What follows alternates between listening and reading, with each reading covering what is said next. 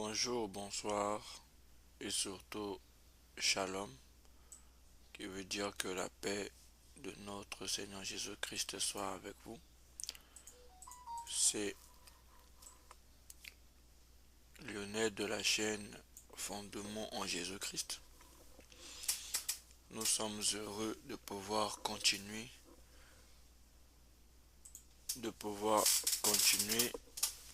sur Exode chapitre 34, pardon. Là maintenant, on va aborder la définition des trois thèmes ou des trois sujets: l'iniquité, la rébellion et le péché. Selon euh, comment l'Esprit va nous guider, le Saint-Esprit, à base de la Bible. Mais avant de commencer, nous allons prier. Père Céleste, au nom du Seigneur Jésus-Christ, nous venons auprès de toi afin de pouvoir parler de ta parole. Puisse toute personne qui écoutera ce message reçoive un plus de ta part, car c'est toi qui as fait le sacrifice à la croix du calvaire pour nous sauver. Et c'est pour ta gloire que nous faisons ces choses. Merci Père éternel de pouvoir permettre que nous soyons dans l'ère où nous pouvons communiquer à distance. Toi tu es dans Jérémie, tu as dit: n'es-tu pas le Dieu de près, n'es-tu pas le Dieu de loin?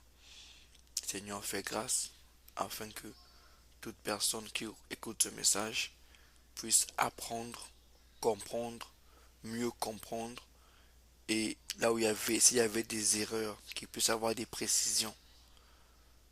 À toi la gloire, le nom, la puissance pour des siècles des siècles. Amen. Donc, nous allons prendre le texte comme nous avons dit.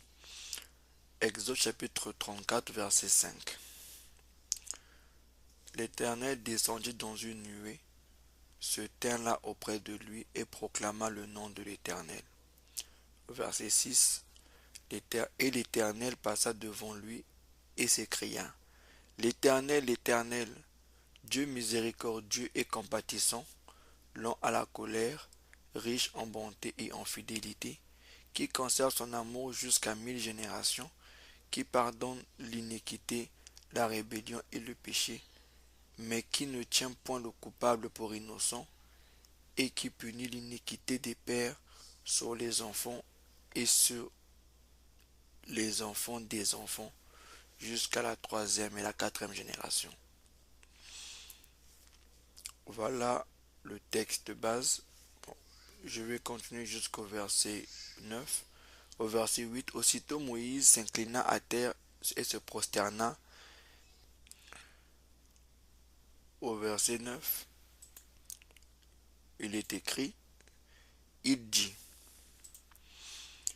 Seigneur, si j'ai trouvé grâce à tes yeux, que le Seigneur marche au milieu de nous, car c'est un peuple au cou roide.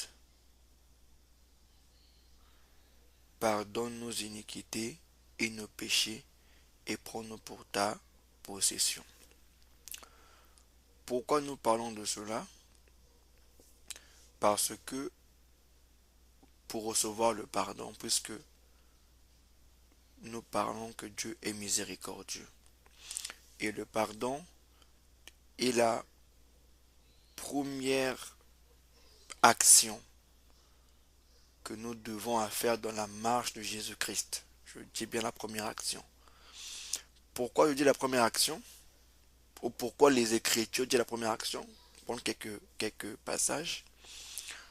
Matthieu chapitre 3, verset 1 à 3, il est écrit: En ce temps-là, parut Jean-Baptiste, prêchant dans le désert de Judée. Il disait: Répentez-vous, car le royaume des cieux est proche. Jean est celui qui avait été annoncé par Ésaïe le prophète, lorsqu'il dit: C'est ici la voix de celui qui crie dans le désert, préparez le chemin du Seigneur, aplanissez ses chantiers. Là, c'est Jean-Baptiste. Pareil pour le Seigneur Jésus-Christ. Matthieu chapitre 4, verset 17. Dès ce moment, Jésus commença à prêcher et à dire, répentez-vous, car le royaume des cieux est proche. La partie qui m'attire, c'est Jésus commença à prêcher. La première prédication de Jésus, c'était répentez-vous, car le royaume des cieux est proche. Lui aussi, il a dit ça. N'est-ce pas? Nous avons un autre témoignage, Actes des Apôtres, chapitre 2, versets 37 à 40. Acte 2, verset 37. Après avoir entendu ce discours, ils eurent le cœur vivement touché et ils dirent à Pierre et aux autres apôtres, hommes frères, que ferions-nous? Pierre leur dit, répentez-vous et que chacun de vous soit baptisé au nom de Jésus-Christ. Je lis dans la Bible 8 secondes.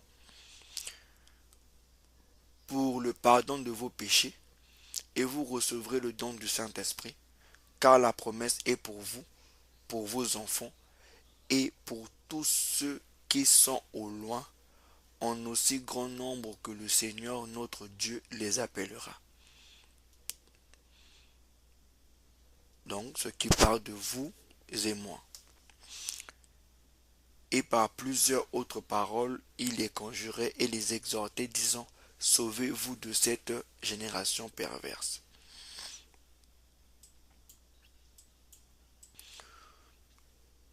Ces quelques exemples que j'ai cités, et il y a aussi un autre exemple de Luc chapitre 13, verset 3.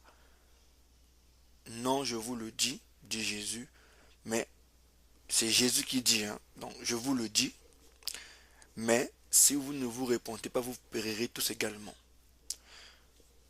Donc, toutes ces écritures que nous avons lues fait partie, n'est-ce pas, de la première partie de Hébreux chapitre 6, verset 1 à 2, et Hébreux chapitre 6, verset 1. C'est pourquoi, laissant les éléments de la parole de Christ tendant à ce qui est parfait, sont posés de nouveau le fondement du renoncement aux œuvres mortes, de la foi en Dieu, doctrine des baptêmes, de l'imposition des mains, de la résurrection des morts et du jugement éternel. C'est ce que nous ferons si Dieu le permet. Donc le renoncement aux œuvres mortes, c'est aussi la première des choses des points du fondement, n'est-ce pas? Qui est le texte de base, le texte qui va nous animer dans la chaîne YouTube Fondement en Jésus-Christ.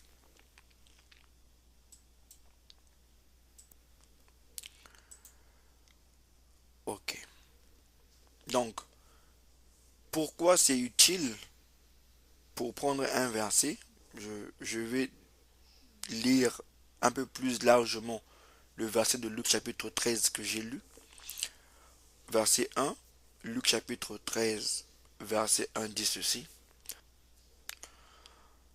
En ce même temps, quelques personnes qui se trouvaient là racontèrent à Jésus ce qui était arrivé à des Galiléens dont Pilate avait mêlé le sang avec celui de leurs offrandes. Il leur répondit, croyez-vous que ces Galiléens fussent de plus grands pécheurs que tous les autres Galiléens parce qu'ils ont souffert de la sorte? Au verset 3, non, je vous le dis, mais si vous ne vous répentez, vous périrez tous également. Verset 4, ou bien ces 18 personnes sur qui est tombée la tour de Siloé et qu'elle a tué, croyez-vous qu'elles fussent plus coupables que tous les autres habitants de Jérusalem? Non, je vous le dis, mais si vous ne vous répentez, vous périrez tous également. Il est important de pouvoir rappeler que Jésus est en train de dire que ceux qui sont morts ne sont pas beaucoup plus méchants que les autres. La différence donc était la repentance. n'est-ce pas? Alors, ce qui a fait la différence entre ceux qui sont morts de cette manière-là et les autres personnes, c'est la repentance. Donc c'est la repentance qui a fait à ceux qui puissent recevoir la faveur ou non. Avant de savoir comment obtenir la miséricorde par la repentance, nous allons définir bibliquement ces trois domaines, ou bien c'est les trois ensembles, ou bien les trois départements qui composent le mal, à savoir l'iniquité, la rébellion et le péché. Donc, nous rappelons que le mal